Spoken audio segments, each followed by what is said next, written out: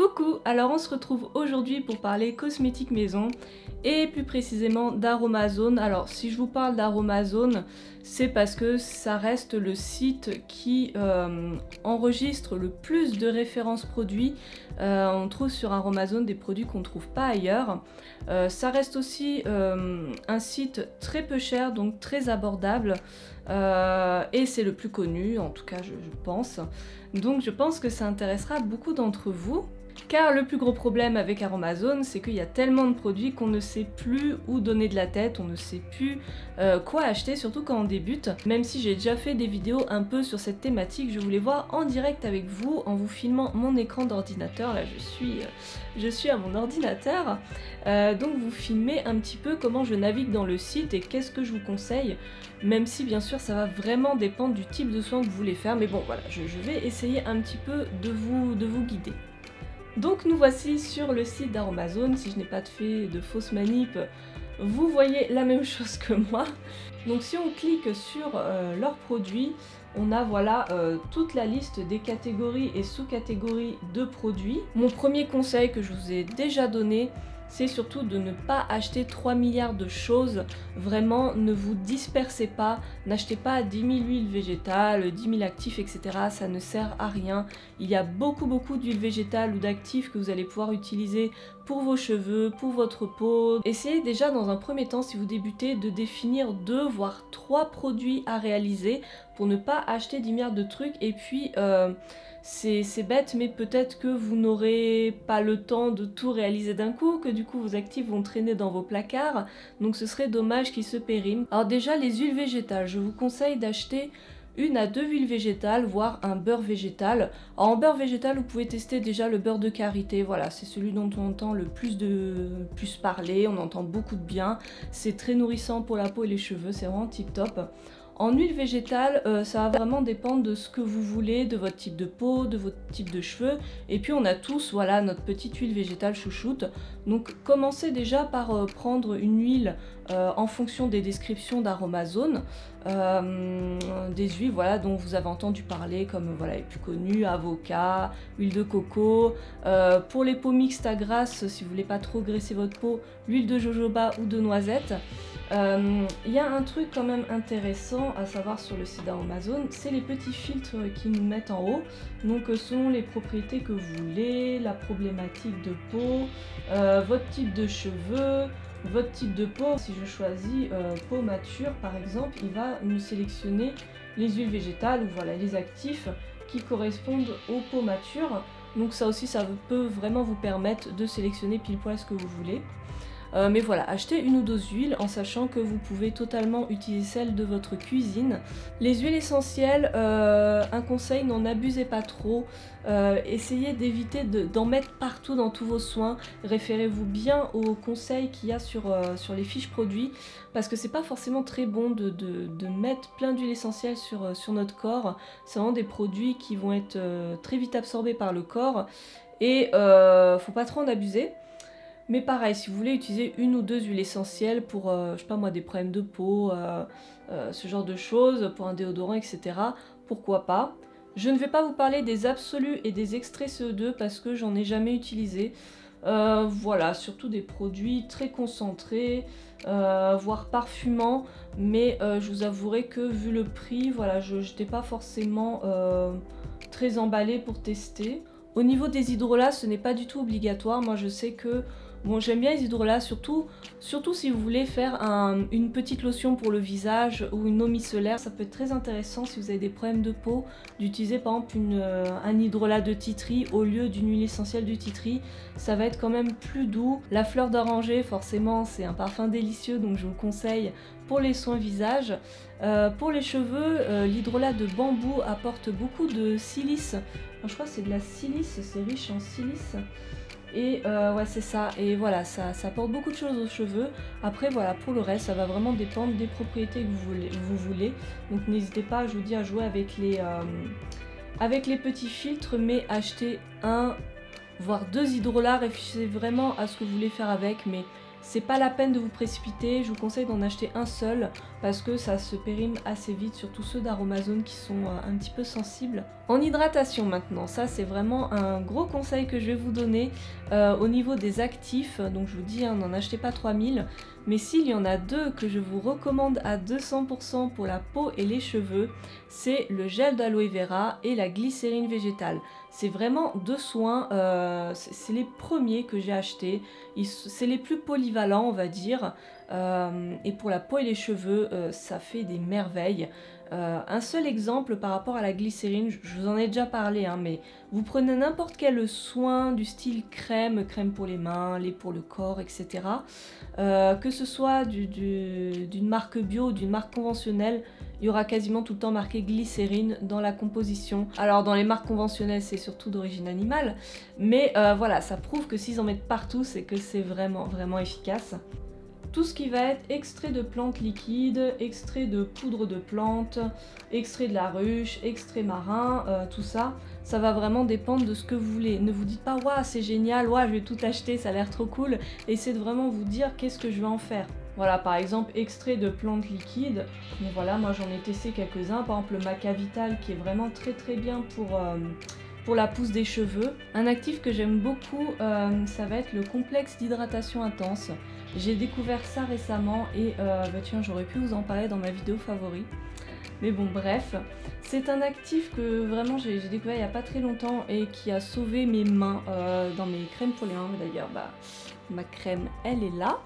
Je vous ai pas fait d'article dessus d'ailleurs, mais bon, c'est une recette assez simple, mais juste j'ai rajouté du complexe hydratation intense et c'est top. Les céramides végétales aussi, je trouvais que c'était très bien pour les cheveux. En actif déodorant, le complexe déodorant Farnesol et Monester a l'air pas mal du tout. Peut-être pas tout seul, mais c'est pas mal. Je n'ai pas encore testé le Bacti Pur qui pourrait être vraiment très bien. Mais du coup, vous voyez, il y a plein d'actifs qui sont vraiment super pour la peau et les cheveux. Donc après, c'est pas la peine de tous les acheter. Si on vous en a conseillé un en particulier, achetez-le. Sinon, voilà, vous lisez les descriptifs, vous allez un peu au feeling. Si vous achetez de la glycérine végétale plus un petit actif de votre choix comme ça, voilà, c'est très bien pour commencer, c'est pas la peine de se disperser. Et si vous tombez sur des recettes d'Aromazone où il y a tout le temps 3000 ingrédients à choisir, je vous renvoie à la vidéo que j'ai faite il n'y a pas très longtemps sur comment un petit peu modifier une recette Aromazone. C'est pas si compliqué que ça. En ce qui concerne les cires et les gommes, alors les cires, ça va être tout ce qui est cire d'abeille, cire de camel des lilas. Alors c'est généralement utilisé pour faire des bougies par exemple, mais ça peut être utile pour épaissir certaines préparations, ce genre de choses. Personnellement, j'utilise pas trop les cires, c'est pas la peine d'en acheter au début si vous n'avez pas de recette où il y en a spécialement. Voilà, c'est pas la peine d'en acheter. Par contre, au niveau des gommes, alors les gommes végétales, ça va être pour épaissir, mais plutôt les phases aqueuses. Vous voyez, les cires, donc comme cire d'abeille, ça se mélange à de l'huile ou à une émulsion. Et les gommes, ça va se mélanger à de l'eau. Donc si vous voulez par exemple faire un petit gel exfoliant, vous allez par exemple rajouter une gomme végétale. Moi, celle que je vous conseille, c'est la gomme Xanthane. Elle est vraiment top, ça fait des années que j'utilise. Elle épaissit très bien. Si vous l'ajoutez, vous savez, en pluie, dans votre préparation, ça fait pas de grumeaux. Elle est vraiment top. Et moi, ce pourquoi je vous conseille vraiment la gomme Xanthane, si vous faites des émulsions, donc des crèmes, un mélange d'huile et d'eau avec un émulsifiant, je vous conseille vraiment la gomme Xanthane parce que ça va vous permettre, même quand c'est pas préconisé par Aromazone, j'en mets très souvent parce que ça va vraiment permettre à l'émulsion de tenir et donc à ne pas déphaser. Donc ça, j'en ai tout le temps. Vous avez bien sûr les argiles, donc argile blanche, ce genre de choses. Vous avez ensuite du Rasoul, des argiles un petit peu moins connues comme le Multani Mitti. Voilà, c'est pas indispensable non plus, il y a beaucoup de gens qui adorent les argiles, que ce soit pour la peau, les cheveux. Moi, ma peau et mon cuir chevelu ont tendance à pas trop aimer l'argile, donc j'en abuse pas. Mais voilà, vous pouvez éventuellement acheter une argile si vous avez surtout la peau à problème, un cuir chevelu gras, ce genre de choses. Si vous avez envie de détoxifier votre cuir chevelu, ça peut être intéressant, achetez-en une. Je vous conseillerais l'argile blanche parce qu'elle reste très efficace sans être agressive comme l'argile verte. Les émulsifiants rentrent dans des catégories très intéressantes. Alors un émulsifiant, je vous l'ai dit un petit peu avant et puis j'avais fait des vidéos à ce sujet. Un émulsifiant, ça va vous permettre de créer une crème. Donc crème pour le visage, lait pour le corps, ce genre de petits soins. Si vous ne connaissez pas les émulsifiants, il y en a un que je vous conseille à 200%, c'est la cire émulsifiante numéro 3. Elle est très facile d'utilisation, je n'ai jamais raté une émulsion avec cette cire. Elle est vraiment très simple à utiliser, on peut obtenir vraiment beaucoup de textures différentes. Et ce qui est génial avec Aromazone, c'est que les fiches produits sont super bien détaillées. Surtout, vous avez voilà, ce petit tableau qui vous permet de voir un petit peu quel type de texture vous voulez avec le dosage de la cire émulsifiante et puis de l'huile. Ça vous permet un petit peu de savoir comment doser votre émulsifiant. Et un peu plus bas, vous avez des petites photos de rendu pour vous montrer un petit peu ce que vous pouvez obtenir selon les dosages avec des petits diagrammes, je sais pas comment on appelle ça là, pour vous montrer un petit peu qu'est-ce que vous aurez comme pouvoir pénétrant, comme pouvoir filmogène, etc. Donc ça c'est vraiment top chez Aromazone parce que vous pouvez facilement voir comment obtenir pile poil ce que vous voulez. Les tensioactifs maintenant. Alors les tensioactifs, qu'est-ce que c'est? J'en avais déjà parlé aussi, mais ce sont des produits qui vont permettre de nettoyer et de faire mousser. Voilà, c'est une définition assez simpliste, mais qui a le mérite d'être claire et véridique. Il en existe plusieurs. Il faut savoir qu'Aromazone a développé des bases tout prêtes à l'emploi. Donc il y a une base shampoing, une base lavante neutre. Il y a aussi des bases de crème qui sont vraiment des produits auxquels vous allez rajouter les actifs que vous voulez pour faire vos soins. Donc si vous n'êtes pas si vous voulez faire des produits moussants, votre shampoing, votre gel douche, ce genre de choses, que vous n'êtes pas trop au clair avec les tensioactifs, je vous conseille d'aller dans cosmétiques naturels et bio. Vous avez les bases neutres. Voilà, ouais, c'est la base neutre. Et par exemple, voilà, là vous avez la base lavante neutre. Vous avez aussi une base de shampoing que je suis en train de tester. Je vous mettrai bientôt une petite recette de shampoing avec cette fameuse base de shampoing qui est vraiment très bien. Donc voilà, vous pouvez totalement acheter cette base lavante et puis rajouter vos actifs ou vos fragrances si c'est pour faire un petit gel douche. Après, les tensioactifs en soi, ça va vraiment être fait pour être mélangé entre eux, pour avoir vraiment la texture et le pouvoir moussant que l'on veut. Donc inspirez-vous plutôt de recettes, mais si vous n'êtes pas trop au point, achetez une base lavante, ce sera beaucoup plus simple. Vous avez bien sûr les poudres ayurvédiques. Alors bon, si vous voulez une qualité supérieure, allez plutôt sur des sites comme Ene Biomantique ou Ene Soins d'ailleurs. Mais bon voilà, j'ai déjà utilisé leurs poudres à eux et elles sont très bien, hein, franchement. Pour moi, ça me va très bien. Alors vous en avez plein, ça va vraiment dépendre de ce que vous voulez. Moi, mes préférés, c'était la poudre d'Amla parce que ça renforce les cheveux et puis ça renforce aussi les reflets foncés des cheveux. Je vous ferai une vidéo hein, sur les poudres ayurvédiques, mais pas tout de suite parce que là je n'en ai plus. Donc voilà, pour vous montrer les petites recettes, c'est mieux quand même d'en avoir. Mais là j'ai plus trop d'argent, donc on va y aller mollo sur les dépenses. Mais en tout cas, en shampoing, si vous voulez vous faire des shampoings de poudre ayurvédique, donc vous prenez votre poudre, vous la mélangez avec de l'eau tiède et vous l'appliquez, vous massez votre cuir chevelu et vous rincez simplement à l'eau et ça vous lave le cuir chevelu, c'est vraiment top. Il y en a deux que je vous conseille. Il y a la poudre de Shikakai qui fait beaucoup parler d'elle. Donc c'est une poudre de plante, comme je vous dis, on peut faire des soins capillaires et des shampoings.